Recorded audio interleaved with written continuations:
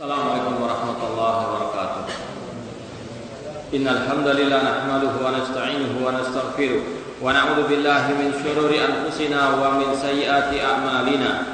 Man yahdihillahu fala mudilla lahu wa may yudlil fala hadiyalah. Asyhadu an la ilaha illallah wahdahu la syarika lah wa asyhadu anna Muhammadan abduhu wa rasuluh. Ya ayyuhalladzina amanu taqullaha haqqa tuqatih wa la tamutunna illa wa antum muslimun. Ya ayyuhan nasu taqu rabbakum alladzi khalaqakum min nafsin wahidah wa khalaqa minha zawjaha wa batha minhuma rijalan katsiran wa nisaa'a wattaqullaha alladzi tasaaluna bihi wal arham innallaha kana 'alaikum raqiba.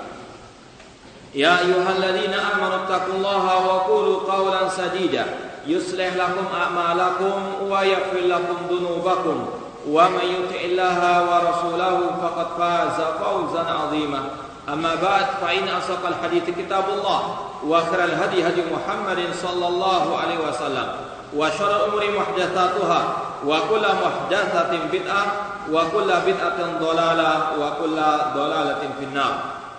Ikhwani fillah rahimani wa rahimakumullah, kita teruskan kembali kajian kitab Mu'amalatul Hukam fi Dhaul Kitab wa Sunnah yang ditulis oleh Fadilatul Syekh Dr. Abdul Salam bin Barjas Abdul Karim rahimahullah ta'ala. Kita masih dalam ucapan Syekh Muhammad bin Utsaimin rahimahullah ta'ala tentang kewajiban kita untuk menjaga lisan dari mencela atau mencaci maki penguasa pemimpin kaum muslimin. Pada halaman 44, meskipun sudah kita baca sebagian, namun karena belum tuntas pada waktu lalu, kita ulangi dari awal. Beliau mengatakan, "Fallaha Allah fi fahmi manhaj salafus salih fi ta'amuli ma'as sultan." Wajib bagi kita untuk bertakwa kepada Allah Subhanahu wa taala dan untuk kita berpegang teguh dengan pemahaman para salafus salih dalam bermuamalah terhadap penguasa kaum muslimin. Di sini beliau ingin menyampaikan kepada kita kewajiban kita dalam beragama ini secara global, yaitu untuk memegangi manhaj salafus saleh, metode para sahabat, tabi'in maupun tabi'ut tabi'in, khususnya dalam menyikapi pemimpin kaum muslimin. Tidak boleh kita mengarang metode tersendiri, tidak boleh kita mengikuti selain manhaj salafus saleh dalam kita bermuamalah atau menyikapi penguasa kaum muslimin. Kemudian kata beliau, wa an la yutakhadha min akhta'i sultan sabilan li itharatin nas. Tidak boleh kesalahan pemimpin itu dijadikan sebagai jalan untuk memprovokasi manusia. Ini sudah kita sampaikan, pemimpin kaum muslimin, presiden terutama, mereka bukan malaikat. Mereka bisa salah, bisa benar. Kebijakan-kebijakan mereka terkadang tidak sesuai dengan yang diinginkan oleh sebagian manusia. Namun yakinilah bahwasanya Islam telah memberikan rambu-rambu. Jangan sampai kesalahan pemimpin tersebut kita jadikan sebagai jembatan, batu loncatan untuk memprovokasi massa, untuk menghasut manusia, memberontak ataupun membenci penguasa kaum muslimin tersebut. Wa ila tanfiril qulub an ulatil umur. Jangan sampai kesalahan tersebut menjadikan kita kita menghasut massa untuk menjauhkan diri dari penguasa kaum muslimin. Sudah kita sampaikan beberapa riwayat tentang sabda Rasulullah SAW, wa man ahana sultan Allah ahana Allah. Barang siapa yang menghinakan pemimpin kaum muslimin, Allah akan menghinakannya. Ini bukan perkara yang sepele. Ini adalah salah satu larangan Rasulullah SAW untuk menghina atau mencela pemimpin kaum muslimin. Fahadha ainul mafsadah. Kalau kita menjadikan kesalahan pemimpin sebagai bentuk provokasi terhadap massa atau kaum muslimin, maka itu adalah sumber kerusakan. Wa ahadu usus allati tahsul biha al-fitnah bainan nas. Dan itu merupakan salah satu landasan munculnya fitnah di tengah-tengah manusia. Yang sudah kita sampaikan di antara contoh yang sangat amat dahsyat, yaitu bagaimana Abdullah bin Sabah al-Yahudi menghasut massa atau kaum muslimin, terutama para juhala, untuk memberontak kepada Al-Khalifah Rasyid Utsman bin Affan radhiyallahu taala anhu. Maka sudah kita sampaikan, mereka-mereka yang ingin menghasut kaum muslimin, menghasut massa untuk membenci penguasa kaum muslimin, maka tidak lain itu adalah pengikut Abdullah bin Sabah al-Yahudi. Kama anna mil al-qulub ala ulatil amr yuhditsu syarra wal fitnah wal fawda. Sebagaimana menjadikan hati manusia membenci penguasa itu akan menyebabkan kerusakan, kejelekan, fitnah dan kekacauan. Sudah kita contohkan dari peristiwa tragedi berdarah terhadap Al-Khalifah Rasyid Utsman bin Affan radhiyallahu anhu. Sumber utamanya yaitu Abdullah bin Sabah menghasut massa pada waktu itu untuk membenci Utsman bin Affan dengan memberikan tuduhan-tuduhan yang dusta. Dikatakan Utsman bin Affan melakukan nepotisme dan lain sebagainya. Ini semuanya adalah cara-cara al-Yahud. Wa kadza mil'ul qulub 'alal ulama yuhditsu taqlil min sya'nil ulama. Sebagaimana menjadikan hati manusia itu meremehkan para ulama, itu akan menyebabkan terjadinya kerusakan. Sebagaimana memenuhi hati manusia dengan kebencian terhadap penguasa kaum muslimin. Karena sebagaimana sudah kita sampaikan, Allah berfirman, ya ayyuhalladzina amanu atiullaha wa atiur rasul walil amri minkum. Dari penafsiran sebagai ulama, kata-kata ulil amri minkum yaitu diantaranya al-umara wal ulama. Wajib ditaati dalam masalah umara urusan dunia, ulama urusan agama. Ini kata para ulama menunjukkan kedudukan yang tinggi dari umara wal ulama. Kalau kita tidak boleh meremehkan umara, demikian pula tidak boleh kita meremehkan para al-ulama. Apalagi Rasul SAW mengatakan, Allah berfirman, man adali waliyan faqad adantu bil harbi. Barang siapa yang memusuhi wali-waliku, maka aku akan mengumumkan perang kepadanya. Kata Imam Asy-Syafi'i rahimahullah, jika wali Allah itu bukan para ulama, atau jika ulama itu bukan para wali Allah, aku yang tahu siapa para wali-wali Allah tersebut. Apalagi Allah mengatakan, inna masyaallah min ibadi ulama. Sesungguhnya yang takut dari hamba kami kepada Allah adalah para al-ulama. Maka kewajiban kita menghormati umara wal ulama. Namun yang betul-betul ulama ar-rabbaniyin, ulama al-sunnah wal jamaah, yang darah dan daging mereka telah menyatu dengan ilmu agama, menyatu dengan sunnahnya Rasulullah SAW. Bukan ulama bukan ulama-ulamaan, bukan ulama yang mendukung Syiah Rafidah, bukan ulama-ulama yang mendukung wahdatul wujud, manunggalin kalau Gusti atau yang lainnya. Itu adalah ulama-ulama yang sesat dan menyesatkan. Itu adalah duat al-abwabi jahannam. Naudzubillah min dzalik. Di sini kata beliau, wa bittali at-taqlil min asy-syari'ati yahmilunaha. Kalau orang itu meremehkan para ulama yang betul-betul ulama, maka yang terjadi adalah meremehkan ajaran yang dibawa oleh para ulama tersebut yang sesuai dengan syariat Allah Subhanahu wa taala.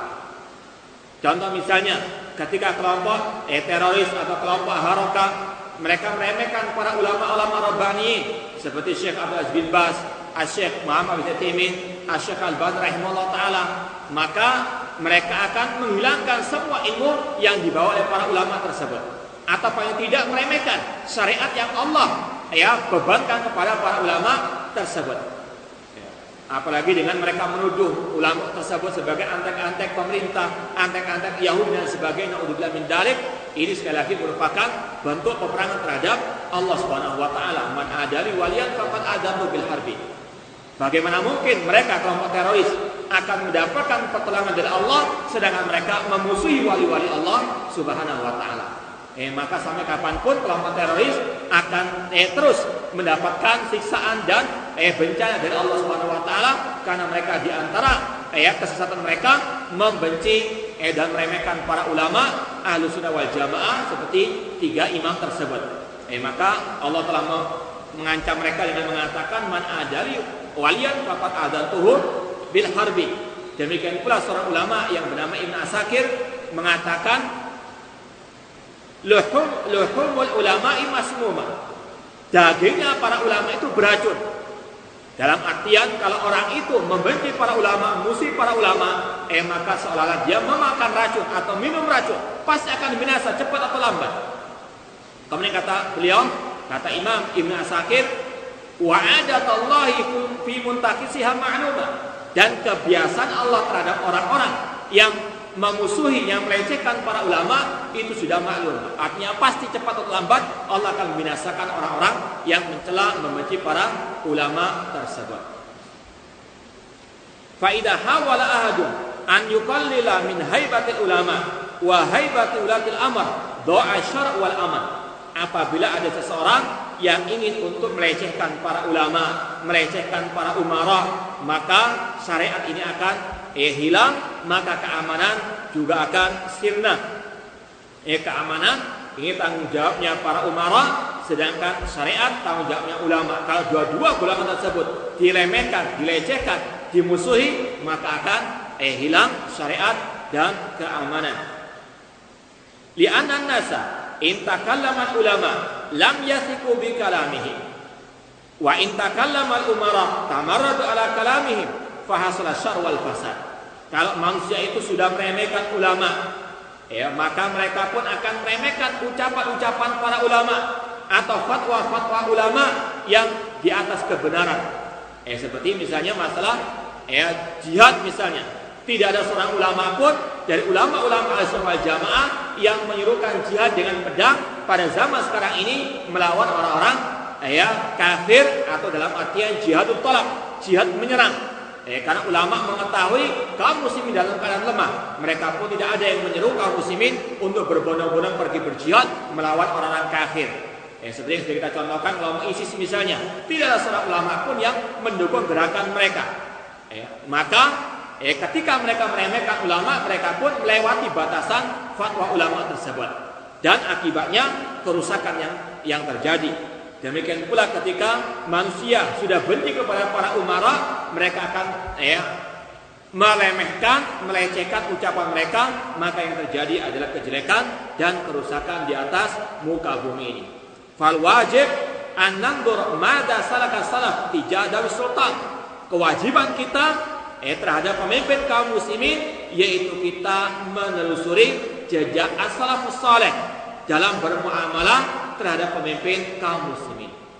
Ini sudah kita sampaikan, kewajiban kita dalam beragama mengikuti Al-Quran dan sunnah Rasulullah SAW yang sahihah sesuai dengan pemahaman para salafus saleh, terutama dalam masalah menyikapi pemimpin kaum muslimin. Wa an yathbital insan nafsahu wa an ya'rifal awaqib, dan hendaklah seorang itu bisa menahan dirinya, jangan terbawa oleh emosi, jangan terbawa oleh perasaan, jangan terbawa oleh arus masyarakat. Apalagi sudah kita sampaikan bagaimana sebagian kaum muslimin mereka lebih suka untuk mencela, mengomentari pemimpin kaum muslimin daripada mereka mengintrospeksi diri, memperbaiki akidah mereka, memperbaiki ibadah mereka, ataupun akhlak mereka kepada Allah dan Rasulullah SAW ataupun kepada para kaum muslimin. Dan dalam seorang manusia itu memikirkan akibat dari perbuatan ataupun dari ucapannya. Apalagi berkaitan dengan pemimpin kaum muslimin. Apalagi di zaman media sosial, media elektronik dan sebagainya yang naudzubillah min dzalik seperti senjata yang memiliki dua sisi mata pedang, yang itu bisa untuk kebaikan, bisa untuk kejelekan. Kalau kita salah berkomentar, maka akibatnya banyak manusia yang tersesat dan banyak manusia akan menanggung dosa kita, dan juga kita menanggung dosa dari ucapan kita tersebut. Maka sekali lagi kata beliau, wa an yathbital insan nafsahu, seorang manusia hendaklah dia bisa menahan dirinya. Kalaupun dia tidak suka dengan kebijakan pemerintah, sebagaimana Rasul mengatakan, man ra'a min amiri syai'an yakrahu falyasbir. Barang siapa yang melihat dari pemimpinnya apa yang dia tidak sukai, maka bersabarlah, tahan diri. Bersabar. Kadang kita nggak mengetahui apa daripada kebijakan-kebijakan tersebut. Kita harus mengetahui kemampuan kita masing-masing. Kita sebagai misalnya pedagang, sudah urusi dagang yang sesuai dengan syariat Islam. Jangan berkomentar masalah politik dan sebagainya.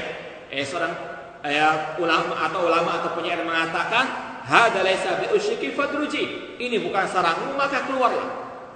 Kita seorang muslim harus tahu diri, dan Rasul mengatakan min husni islamil mar'i tarku ma la ya'ni.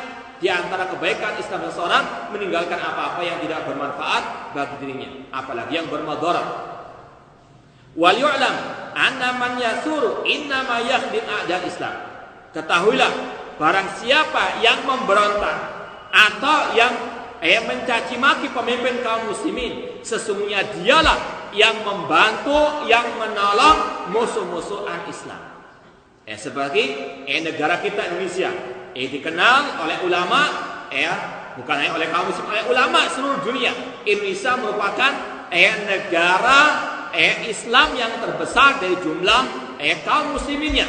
Tidak ada seorang ulama Ahlussunnah mengatakan Indonesia negara kafir. Yang mengatakan itu hanyalah kelompok Khawarij atau kelompok teroris. Para ulama mengatakan negara kita negara Islam yang terbesar dari segi penduduknya yang muslim. Maka ketika orang-orang itu memberontak atau ingin membuat teror, ingin untuk menggulingkan dan seterusnya, maka sebetulnya mereka tidak sadar atau dengan sadar mereka membantu musuh-musuh Islam untuk menghancurkan negara kita yang besar ini. Karena musuh-musuh Islam tidak senang melihat kaum muslimin jumlahnya besar di negeri kita yang kita cintai. Demikian pula dengan Saudi Arabia, negara yang dikenal dengan tauhid yang murni di sana. Tentunya orang kafir, orang Yahudi, orang Nasara tentunya tidak suka dengan negara Saudi berdiri tegak di atas Islam. Maka mereka-mereka yang merongrong negara Saudi Arabia dari kelompok teroris, sebetulnya mereka lah pembantu antek-anteknya orang-orang Yahudi. Karena orang Yahudi, orang kafir atau orang Syiah Rafidhah ingin merongrong negara Saudi Arabia.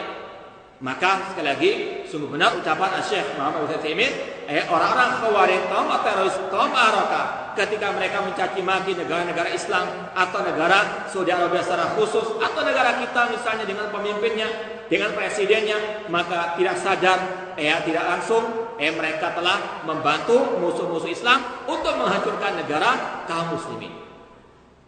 Falaisatul ibrah bisara wala bil infial, balil ibrah bil hikmah. Ukurannya bukan dengan pemberontakan, bukan dengan kudeta, namun yang terbaik yaitu kita menyikapi pemimpin kaum muslimin dengan al-hikmah. Al-hikmah yaitu meletakkan suatu pada tempatnya, yaitu kita betul-betul mengikuti jejak salafus saleh dalam bermuamalah terhadap pemimpin kaum muslimin. Di antaranya kita hormati, kita muliakan pemimpin kaum muslimin, presiden kita, namun sesuai dengan porsinya. Tidak boleh ifrat wala tafrid, tidak boleh berlebihan, dan juga tidak boleh kita meremehkan. Ini ucapan Syekh Muhammad bin Utsaimin rahimahullah taala. Kemudian kita baca ucapan ulama salaf. Kalau Syekh Muhammad bin Utsaimin, ulama abad ini rahimahullah taala, kalau di sini dibacakan ucapan seorang ulama salaf yang bernama Sahal bin Abdullah At-Tasturi atau Tustari, hina maqal la yazalun nasu bi khairin ma'adhamus sultana wal ulama. Senantiasa manusia dalam kebaikan selama mereka mengagungkan pemimpin dan para ulama. Selama mereka mengagungkan, memuliakan, menghormati ulama wal umara. Ini sama dengan ucapan Syekh Muhammad bin Utsaimin rahimahullah taala. Inilah silsilah atau mata rantai Ahlussunnah wal Jamaah. Tidak ada perselisihan antara para ulama tentang hal ini. Mereka sepakat untuk menyatakan wajibnya menghormati pemimpin kaum muslimin. Fa in aqamu hadaini aslahallahu dunyahu wa akhirahum. Jika manusia memuliakan, menghormati dua golongan tersebut, ulama wal umara, maka Allah akan memperbaiki dunia mereka dan akhirat mereka. Wa in istakhafu bihadain afsadu dunya wa akhirahum. Namun jika mereka melecehkan, meremehkan dua golongan tadi, ulama wal umara, maka mereka akan membuat kerusakan dalam dunia dan akhirat mereka.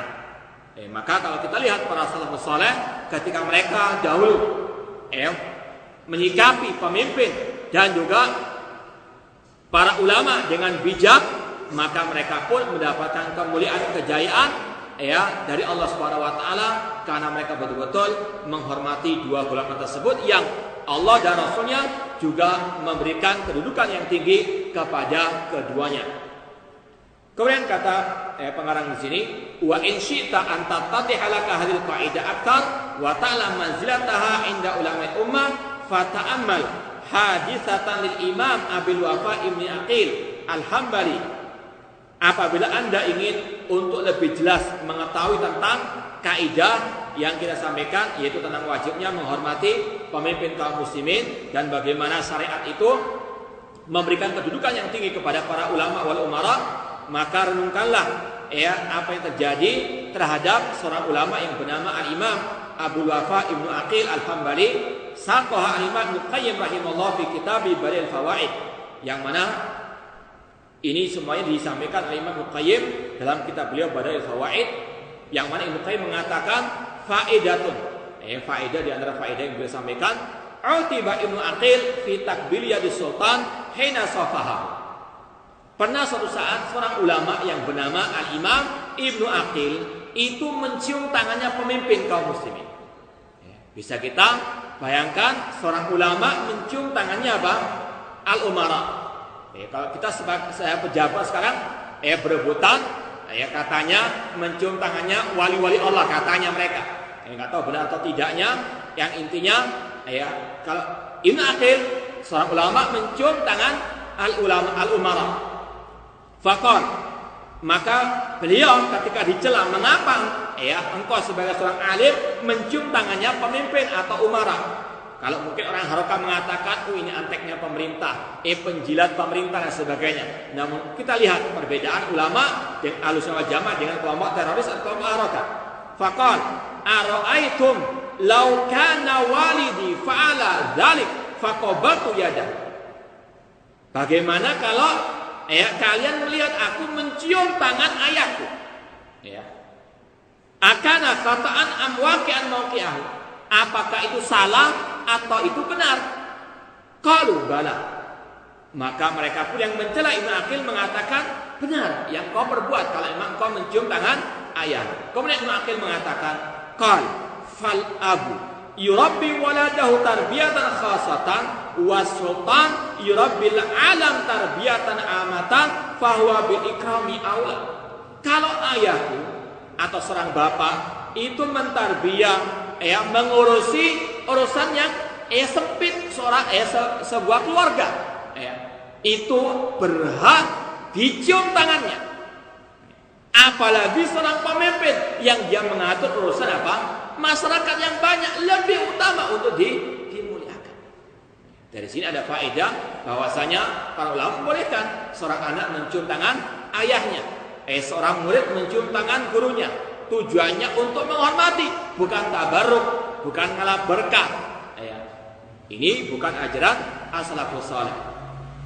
Ini kata para ulama, salah satu bukti bagaimana ulama itu menghormati para al-umara. Sampai mencium tangan umara tersebut. Ini bukan sesuatu yang tercela, apalagi tadi sudah disampaikan alasan beliau.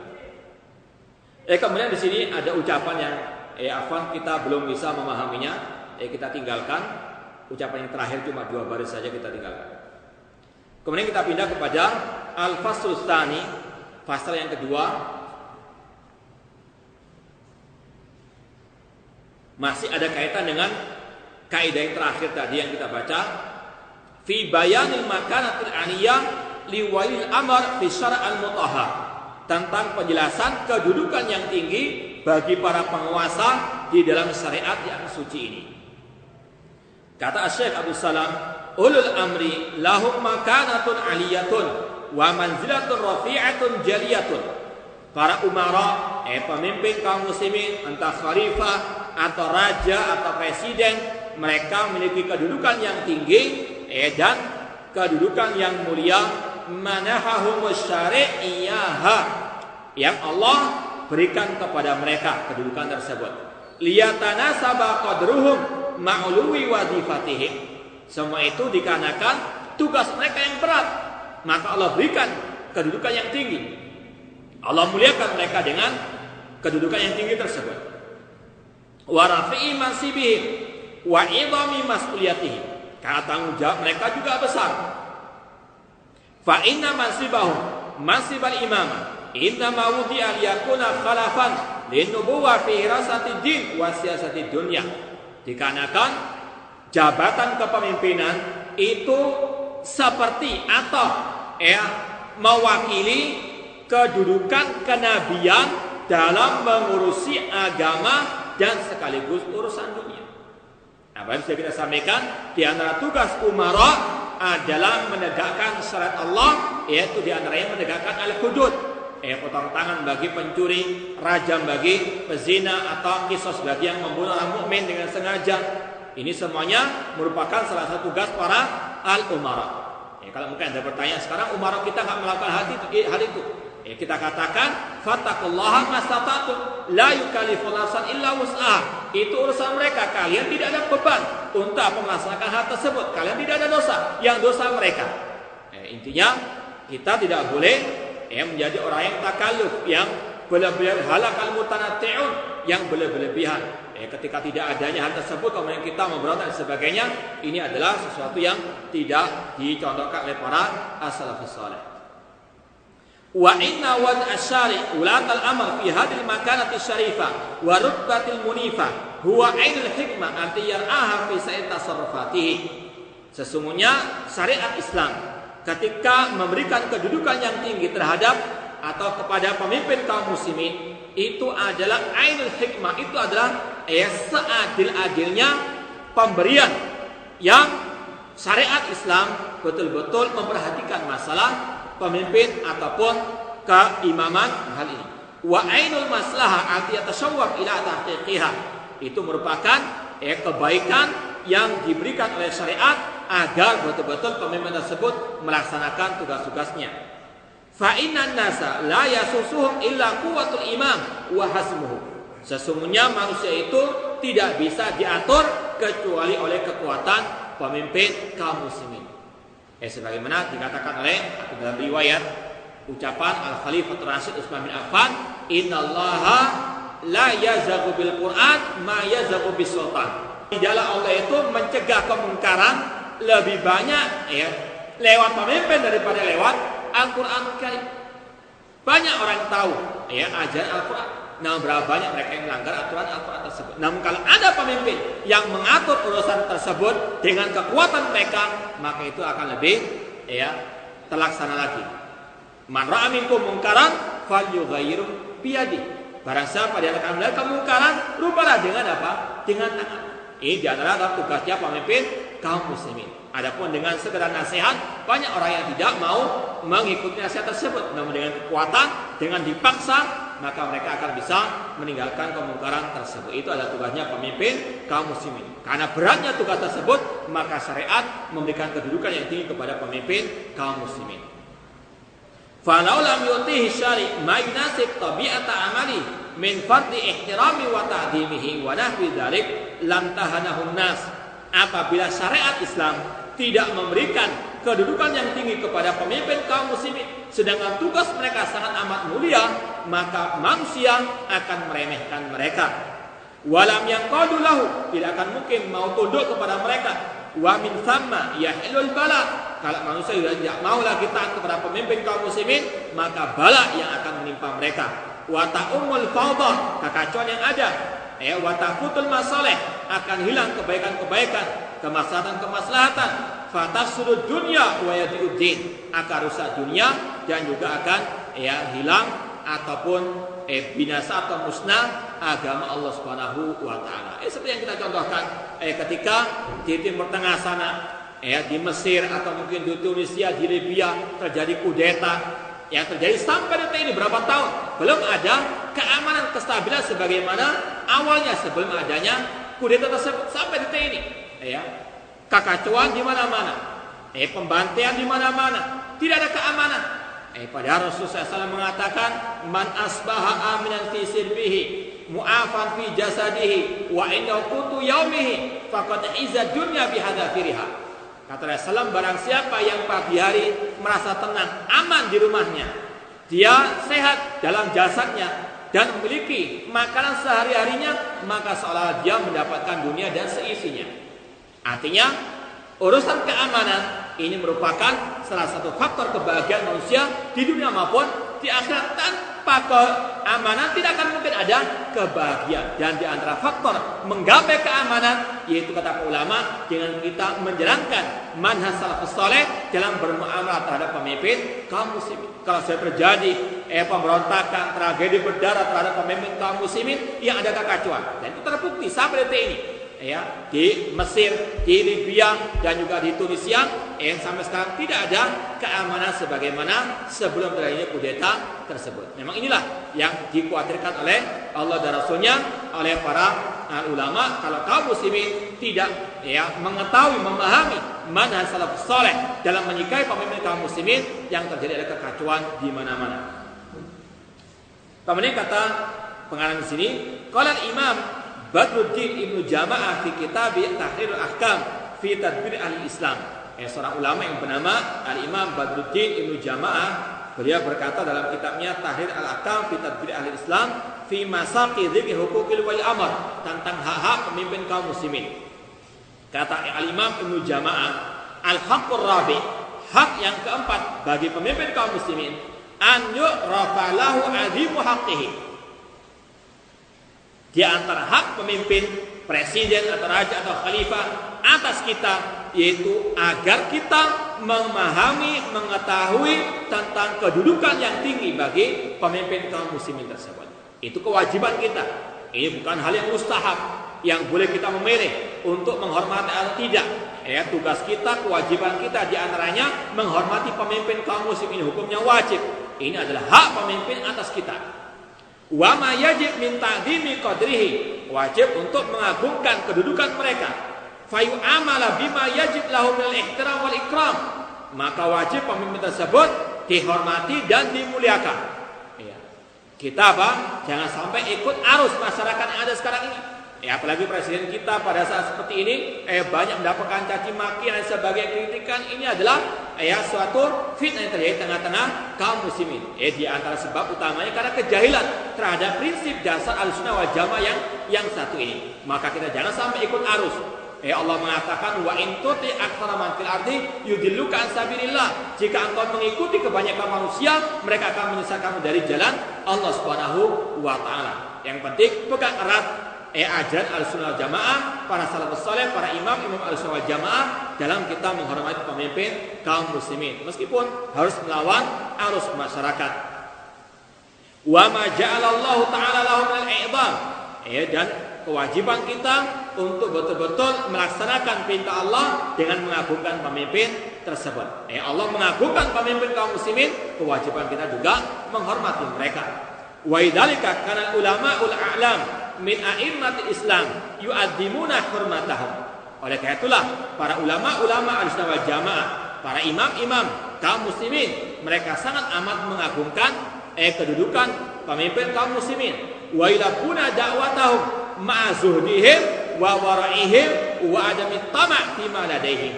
Mereka juga ketika diundang oleh pemimpin kaum muslimin, oleh penguasa kaum muslimin, mereka pun memenuhi undangan mereka.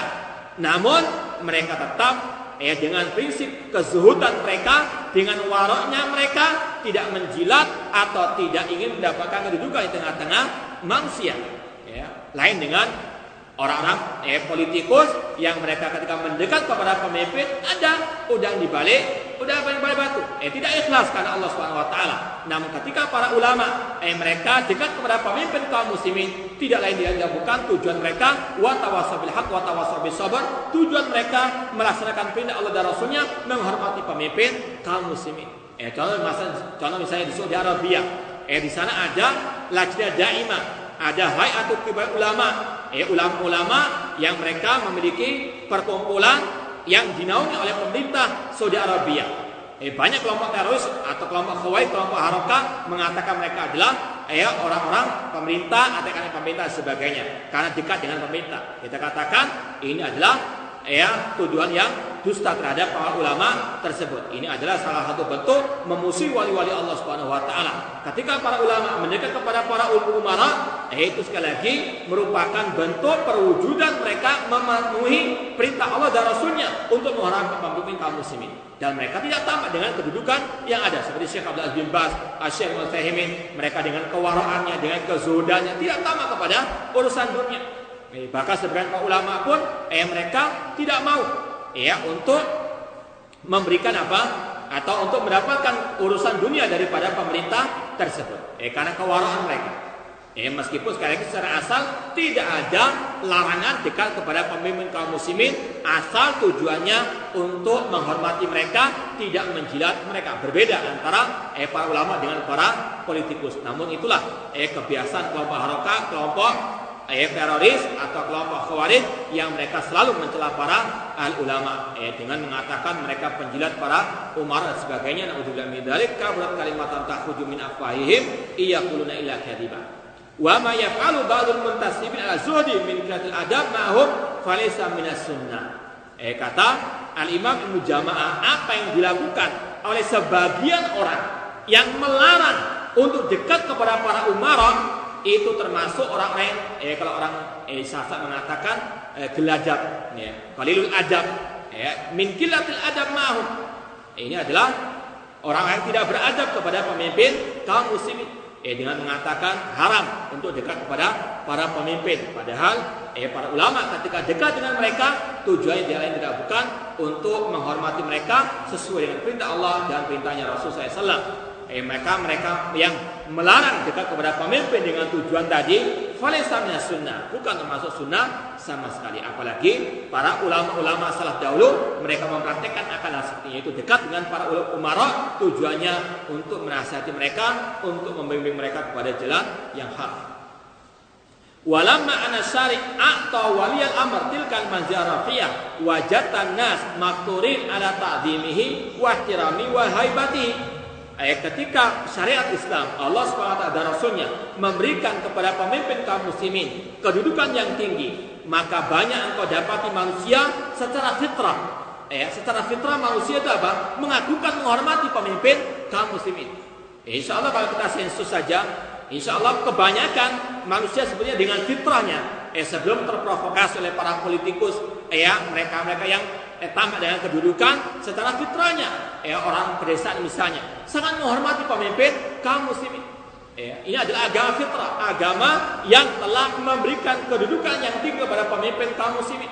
Maka secara fitrahnya manusia, sekali lagi sebelum mereka baca Quran, sebelum mereka baca internet dengan berita-berita yang jelek terhadap pemimpin kaum muslimin, insya Allah mereka akan sangat menghormati pemimpin kaum muslimin.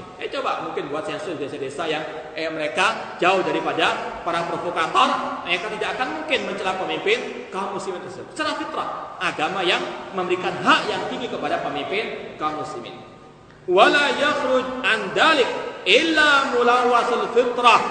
Tidaklah yang mereka mencela pemimpin kaum muslimin kecuali mereka-mereka yang terkotori fitrah mereka, terkotori dengan media massa, dengan koran-koran, dengan berita-berita internet dan sebagainya. Apalagi naudzubillah min dzalik, politik yang kotor yang terkadang tidak ada ketakwaan kepada Allah Subhanahu wa taala. Wa dhaifud diyanah, mereka-mereka yang mencaci maki, melecehkan pemimpin kaum muslimin, mereka dhaifud diyanah, yang lemah agamanya. Kalau agamanya kuat tidak akan mungkin mencela pemimpin kaum muslimin, karena Allah dan Rasulnya memerintahkan kita untuk menghormati pemimpin kaum muslimin. Allah dan Rasulnya memberikan kedudukan yang tinggi kepada pemimpin kaum muslimin, tidak boleh direndahkan. Walidah qala Amirul Mukminin Utsman bin Affan radhiyallahu anhu, oleh karena itulah Al-Khalifah Rasyid Utsman bin Affan radhiyallahu anhu mengatakan seperti yang sudah kita nukilkan tadi, maknanya ma yazul imamu aktsar mimma yazul Quran. Apa yang dicegah oleh pemimpin itu lebih banyak daripada yang dicegah oleh Al-Qur'anul Karim.